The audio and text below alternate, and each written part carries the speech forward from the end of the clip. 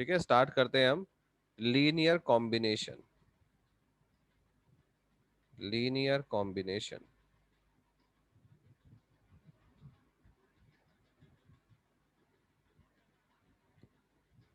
अब linear combination क्या होता है? तो मान लो आपके पास एक वेक्टर स्पेस है V, let V over F be a vector space, and you have a subset. आपके पास एक सबसेट S है, किसका? इस वेक्टर स्पेस का, और ये नॉन एम्प्टी सबसेट है सपोज। तो ये सबसेट है इसका, तो इसमें कुछ वेक्टर्स होंगे, तो नाम दे देते हैं V1 V2 Vn, कि इस सेट के अंदर कुछ वेक्टर्स है जो कि इस तरह से रिप्रेजेंट किए हैं हमने। अब मैं क्या कह रहा हूं, ये जो वेक्टर स्पेस था, इसमें से आप कोई भी एक वेक्टर चूज कर लो।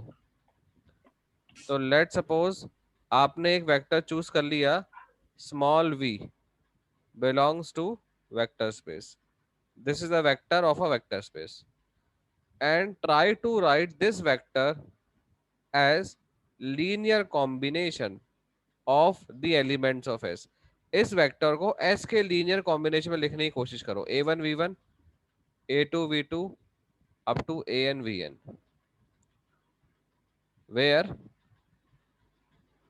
ai's coming from field, these are scalars.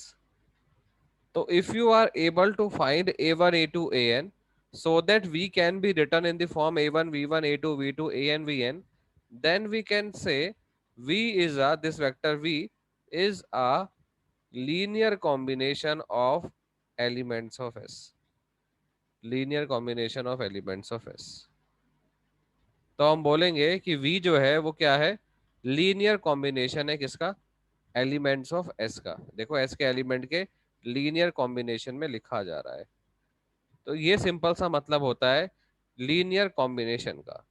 अब इसको अगर मैं साथ साथ एक एग्जांपल से समझाता हूँ आपको, जैसे एक मैंने V ओवर F, मैंने एक वेक्टर स्पेस मान लिया R क्यूब ओवर R, ध्यान से सुनना, आर क्यूब ओवर आर, मैंने एक वेक्टर स्पेस लेट कर लिया, ये वी था तो मैंने ये ले लिया।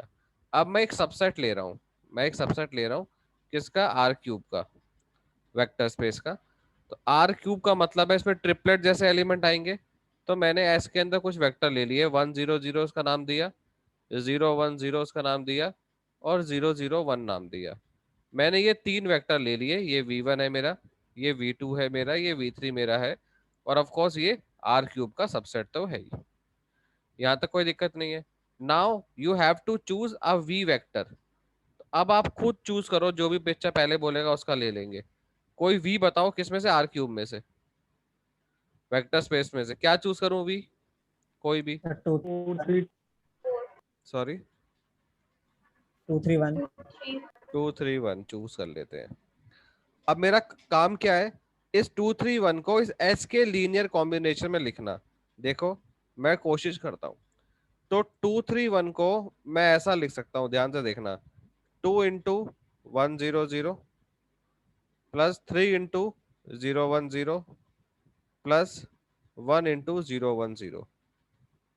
तो मतलब ऐड करोगे 2 3 1 आएगा। मतलब वी को आप लिख पा रहे हो 2 times v1, 3 times v2, 1 times v3। Yes और नो? लिख पा रहा हूं? Yes sir. तो मैं क्या बोलूंगा? This v is a linear combination of element of S. This v is a linear combination of element of S.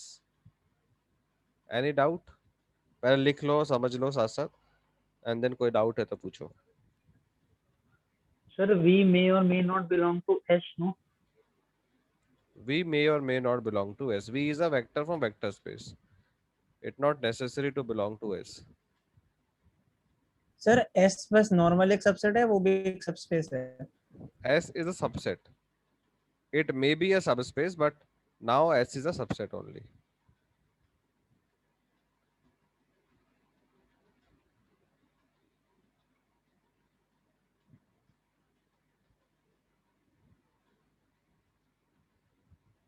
Any doubt? और फॉर एग्जाम्पल मैं आपको एक क्वेश्चन देता हूं। सपोज क्वेश्चन है कि for what value of k for what value of k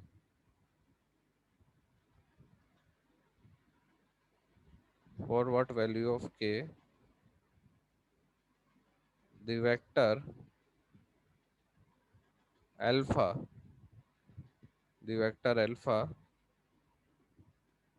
in r cube over r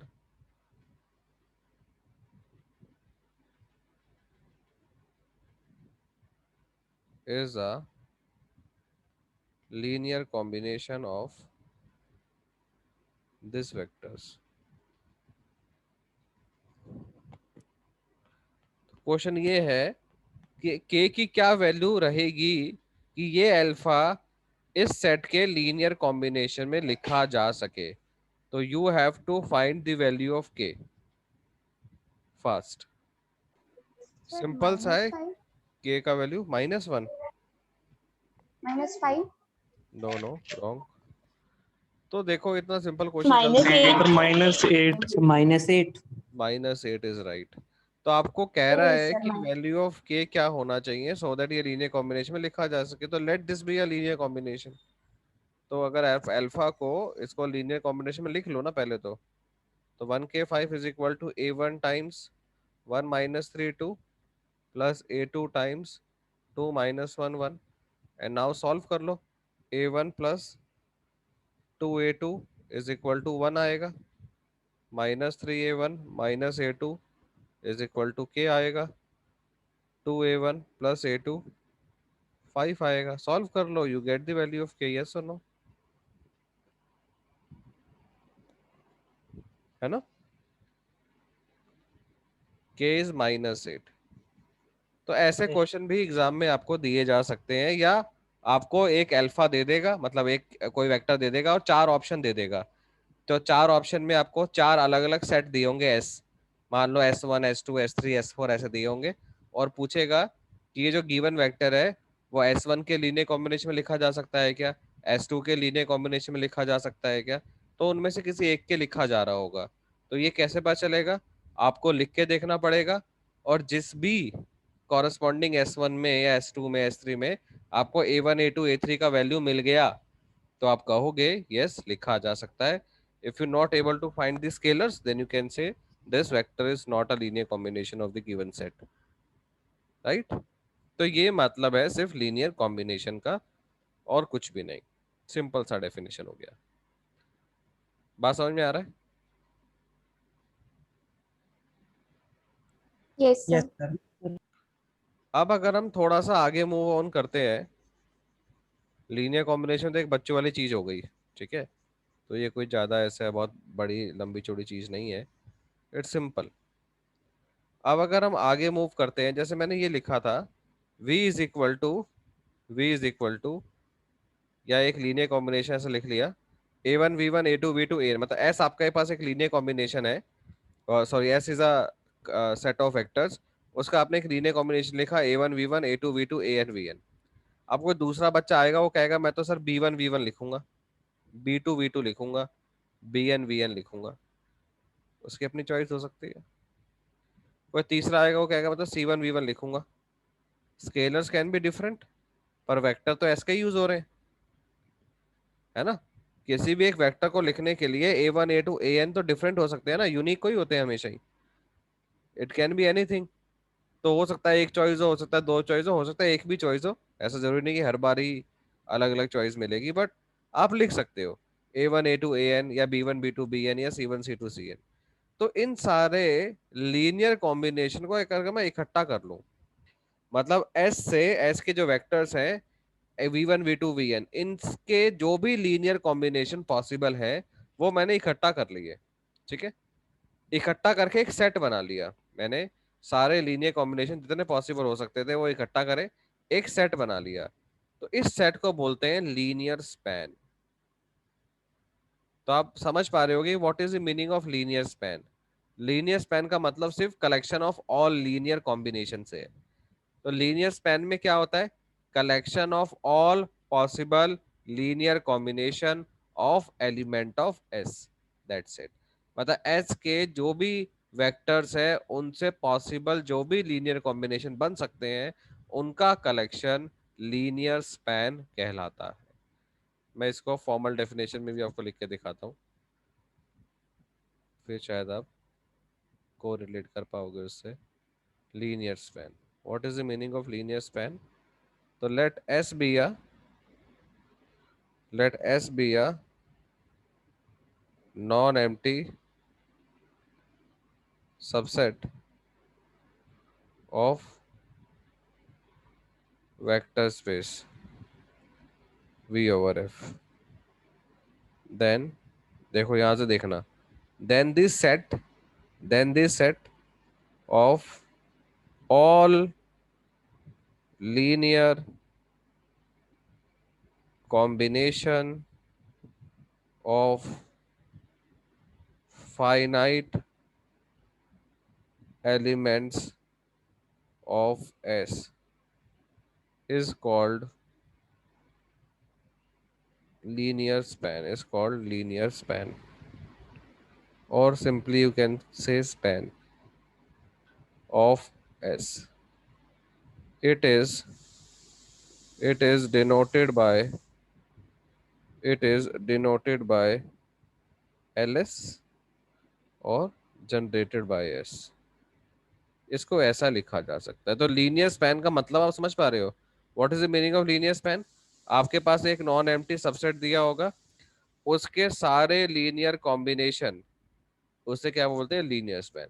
linear combination हमेशा finite vectors का ही लिखा जा सकता है।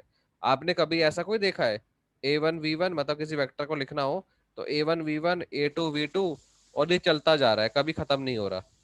This is not possible. Linear combination होगा तो फाइनाइट वेक्टर्स होंगे, मतलब लास्ट वेक्टर आपको पता होगा, वो हो सकता है 1 लाख हो, 1 करोड़ हो, कुछ भी हो सकता है, बट क्या होगा वो आपको पता होगा। It can not be infinite. तो लीनियर कॉम्बिनेशन हमेशा फाइनाइट वेक्टर्स का ही लिखा जाता है। इसका ये मतलब नहीं है कि एस फाइनाइट है, इसका ये मतलब नहीं है कि एस फाइनाइट है। इसका मतलब ये है कि जब लीनियर कॉम्बिनेशन लिखा जाएगा तो उसमें फाइनाइट वेक्टर का इस्तेमाल होगा। एस मे बी इनफाइनाइट और finite, it can be anything, उसका मेरा कोई लेना देना नहीं है, बट लीनियर कॉम्बिनेशन हमेशा फाइनाइट वेक्टर्स का ही लिखा जाता है। Any doubt? तो इसमें एक नोट और है, वो नोट आप पहले सुनो तो शायद आपको समझ में आएगा। नोट क्या है?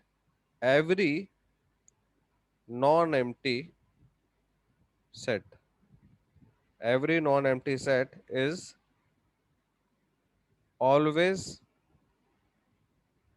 contained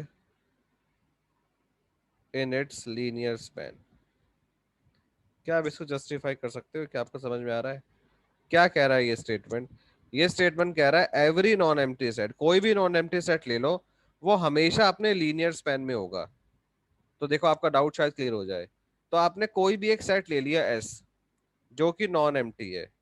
अब ये नॉन एम्प्टी है तो इसके अंदर कोई ना कोई वेक्टर तो जरूर होगा सर। तो मान लेते हैं एक वेक्टर है V, है ना, नॉन एम्प्टी है तो एक वेक्टर V मान लेते हैं। आप देख रहे हो कि V जो है वो S को बिलोंग करता है डेफिनेटली, क्योंकि S का मेंबर है। अच्छा, इस V को मैं 1 डॉट V नहीं लिख सकता क्या? कोई दिक्कत है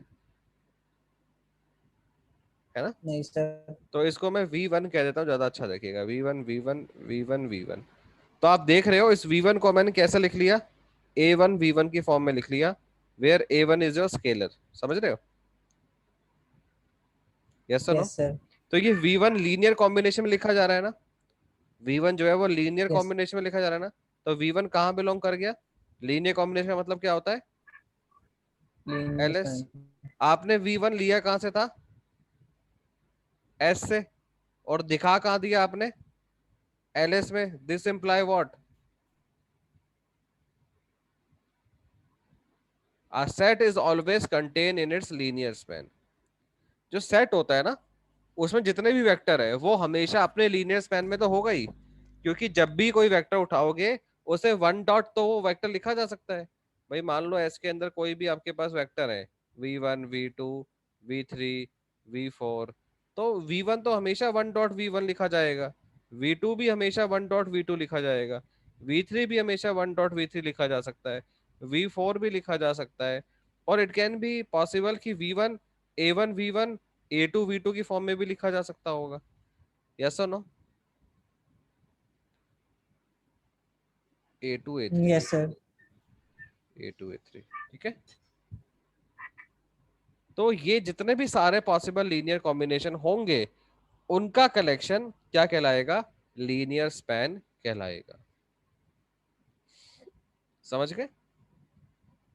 Yes, sir. तो collection of all possible linear combination is called linear span. तो आपसे एग्जाम में कोई सर सर पर लीनियर स्पैन में जो वेक्टर्स ले रहे हैं वो हम अब वेक्टर स्पेस से नहीं एस से ले रहे हैं ना? हाँ एस से ले रहे हैं, जो भी वेक्टर्स लिए जा रहे हैं वो एस से लिए जा रहे हैं। और आप वेक्टर स्पेस से भी ले सकते हो, वो भी उसका भी अगर पॉसिबल लीनियर कॉम्बिनेशन बनेगा तो वो भी लीनियर स्पैन में लिखा जा सकता है। लीनियर स्पैन में कुछ ऐसा पर्टिकुलर नहीं लिखा गया। लीनियर स्पैन का मतलब देखो, आप डेफिनेशन पढ़ो, डेफिनेशन में लिखा गया है collect set a set in which collection of all linear combination of finite element of S। S के एलिमेंट से जो भी लीनियर कॉम्बिनेशन बन सकता है उसे आप लीनियर स्पैन में रख सकते हो। ठीक है। Yes sir.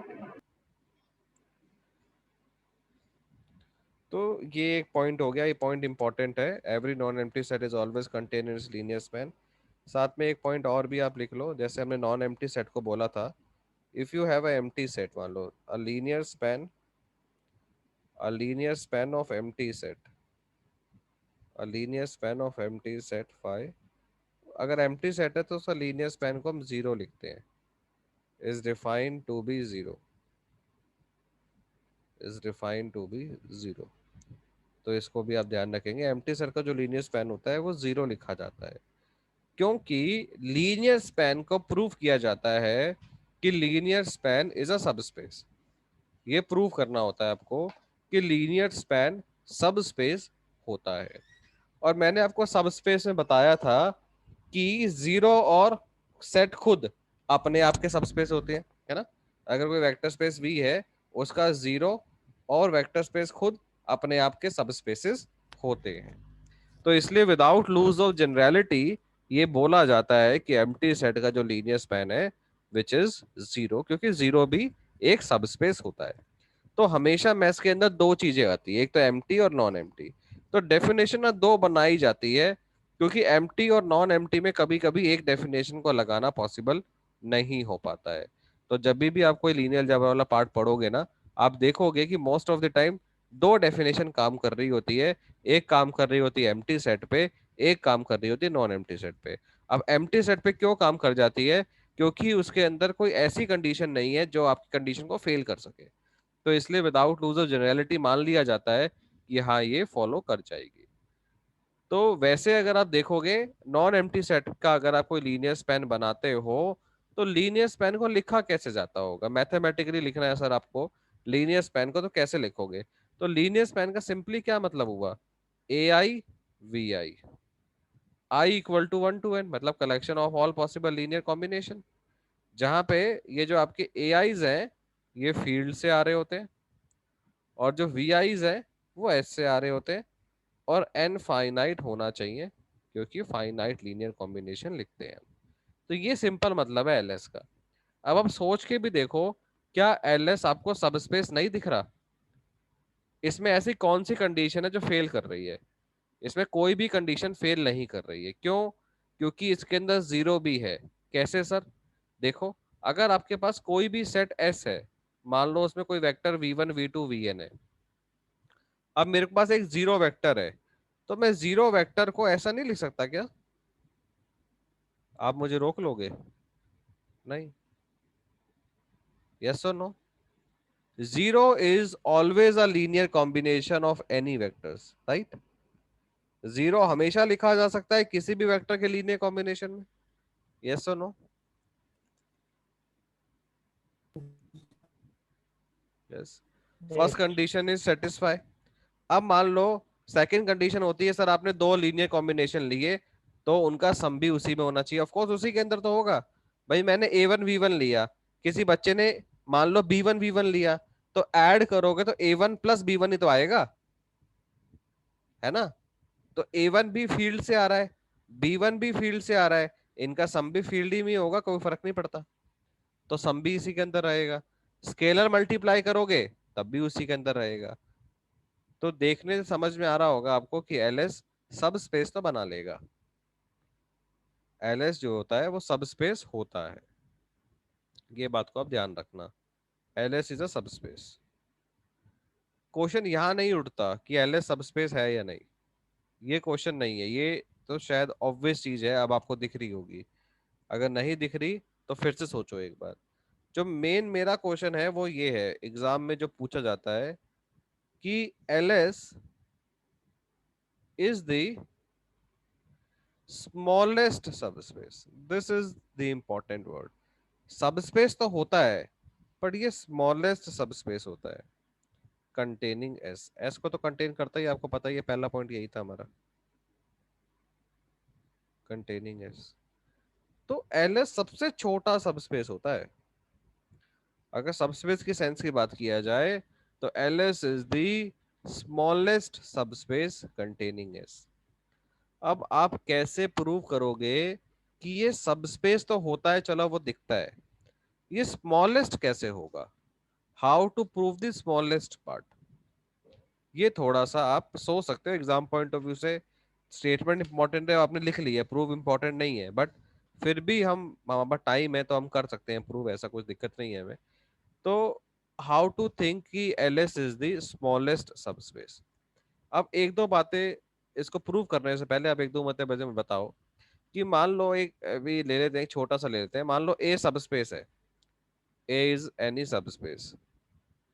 अब मुझे इसको सबसे छोटा दिखाना है, मतलब ए जो है सबसे छोटा सबस्पेस है। क्या आप इस बात से एग्री करते हो कि मैं आर्बिट्री एक और सबस्पेस मान लेता हूं? मैं एक आर्बिट्री एक सबस्पेस मैंने मान लिया, आई डोंट नो, मैंने कोई रिलेशन नहीं रखा ए और बी के बीच में, ए सबस्पेस था और बी भी मैंने कोई आर्बिट्री सबस्पेस मान लिया, ठीक है। अब मैं ये प्रूव कर दूं कि ए इज कंटेन्ड इन बी, तो क्या ए छोटा सबस्पेस प्रूव हो जाएगा क्या अपने आप ही? क्योंकि बी मैंने आर्बिट्री सबस्पेस लिया था और ए को मैं बी में दिखा दूं तो मतलब ये प्रूव हो जाएगा ए से छोटा कोई और सबस्पेस एग्जिस्ट नहीं करता। क्या एग्री करते हो स्टेटमेंट से आप? Yes, sir. अच्छा, हाउ टू प्रूव कि ए बी का सबसेट होगा, कैसे ये बात प्रूव करते हैं? If you take an element x in A, you have to show x in also in B. यही तो होता है ना सबसेट दिखाने का तरीका भाई, सबसेट प्रूव करने का तरीका यही तो होता है simply. You can simply say A is contained in B, yes और नो? Yes, sir. अब इस बात को मैं आपको यहाँ तक देख लो पहले, फिर पीछे नहीं आना पड़ेगा एटलीस्ट हमें। यहाँ तक आपको समझ में आता है? आप प्रूव करते हैं कि एलएस सबसे छोटा होगा, ध्यान देना, आपको ये प्रूव करना है LS is the smallest subspace. अच्छा ये बताओ, एलएस सबस्पेस तो है, ये आप जानते हो। अच्छा एस क्या है? एस क्या है? What is S? What is S? S is a subset of V, yes और no? S is a subset of V, yes और नो? Yes, sir. अब मुझे क्या करना था, मुझे एट रैंडम सबस्पेस और लेना था, तो मैंने एक सबस्पेस W ले लिया आर्बिट्री। मैंने एक सबस्पेस W ले लिया आर्बिट्री। अच्छा W अगर मैंने सबस्पेस लिया है तो किसका लिया होगा? वेक्टर स्पेस को तो लिया होगा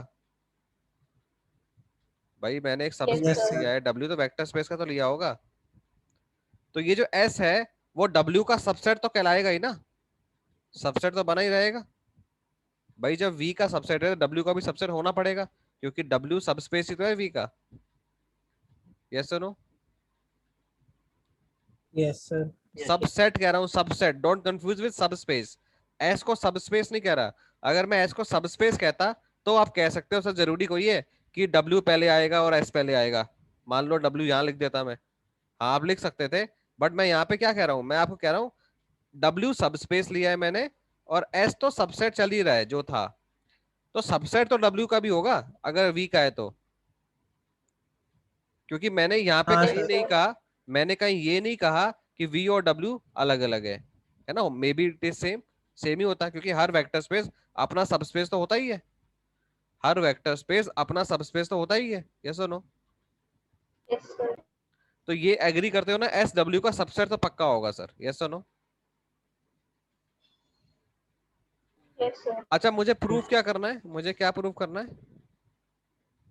ये साथ साथ लिखना बिकॉज 5 मिनट बचे हैं हमारे पास। L S is contain in W, ये तो प्रूफ करना है, यस और नो? अगर मैं ये प्रूफ कर दूंगा तो ये प्रूव हो जाएगा ना, एल एस दुनिया में सबसे छोटा सबस्पेस है, क्योंकि आपने आर्बिट्री सबस्पेस लिया था और आपने दिखा दिया एल एस आर्बिट्री सबस्पेस में कंटेन करता है, इसका मतलब उससे छोटा कोई एग्जिस्ट नहीं करता है ना? That's how we prove. Yes sir. अच्छा कैसे क्या करूंगा मैं, लेफ्ट हैंड साइड में मैं एक वेक्टर मान लूंगा एल एस में, बात समझ रहे हो? अच्छा एल एस के एलिमेंट, एक्सक्यूज मी सर। हाँ जी सर आपने जैसे अभी एस को सबसेट माना है, तो जो सबस्पेस भी होता है वो एक तरीके से सबसेट तो पहले होता ही है ना, फिर वो हाँ जी फर्दर कुछ मतलब कंडीशंस को फॉलो करता है, हाँ इसलिए वो जी सबस्पेस कहलाता है। तो बिल्कुल। यहाँ पे ये इस वाले पार्ट में दिक्कत आ रही है कि S is contained in W वाली जो चीज है, इसमें थोड़ा वी एक समझने में वेक्टर प्रॉब्लम हो रही स्पेस है, वी एक वेक्टर स्पेस है, ठीक है, वी एक वेक्टर स्पेस है, डब्ल्यू एक सबस्पेस लेट किया, let W be a subspace, किसका किसका? वेक्टर स्पेस का, यस और नो? है। वी का, यस। तो सबस्पेस जो होगा वो छोटा ही होगा ना वेक्टर स्पेस से, या बराबर होगा? भाई दो ही कंडीशन हो सकती है ना, या तो छोटा होगा या बराबर होगा, यस और नो? Yes sir. एस आपको पता था कि वी का सबसेट है, तो ऑटोमेटिकली डब्ल्यू का नहीं हो जाएगा?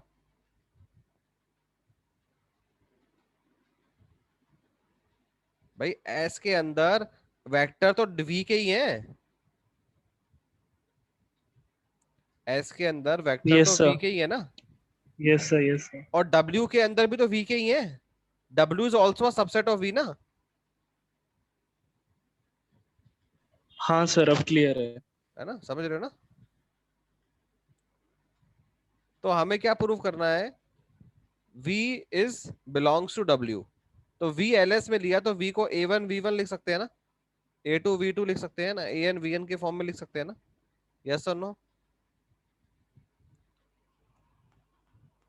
ऐसा लिख सकते हैं, v ls में से लिया है मैंने, जल्दी बोलो जल्दी। Yes sir. अच्छा तो ये vi कहां से आ रहे हैं, vi कहां से आ रहे हैं, कहां से आ रहे होते हैं? s से, बट s तो w के अंदर कंटेन करता है, तो ये vi इस w में बिलोंग करेंगे ना,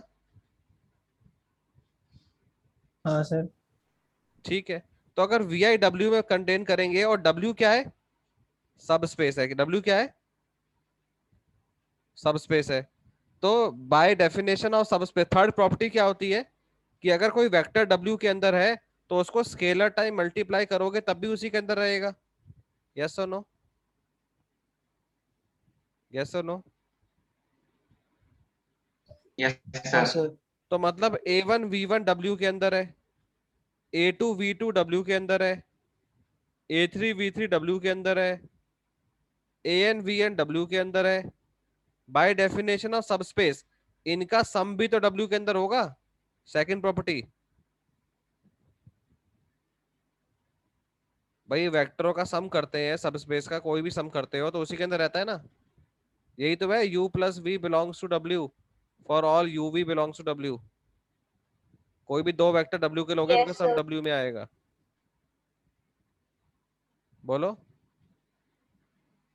ये साथ साथ लिख यस लेना सर। या यस फोटो सर। खींच लेना।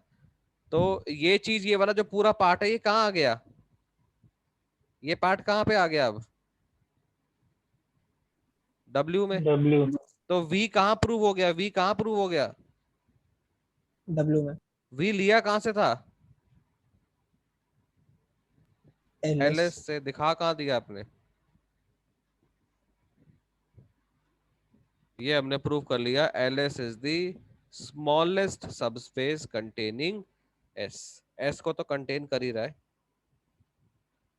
s को तो कंटेन कर ही रहा है।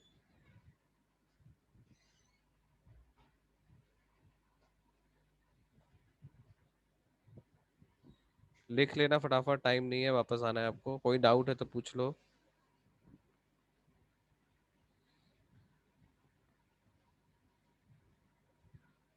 Any doubt? सर ये आर्बिट्ररी सबस्पेस में होने से मतलब वो स्मॉलेस्ट होगा, ये मतलब समझ नहीं आया कि वो जो आर्बिट्ररी सबस्पेस में होगा हाँ, तो वो जो आपका आपने लीनियर आर्बिट्री स्पैन के लिए प्रूव कर दिया तो इन जनरल प्रूव हो जाता ना बेटा। मैंने W एक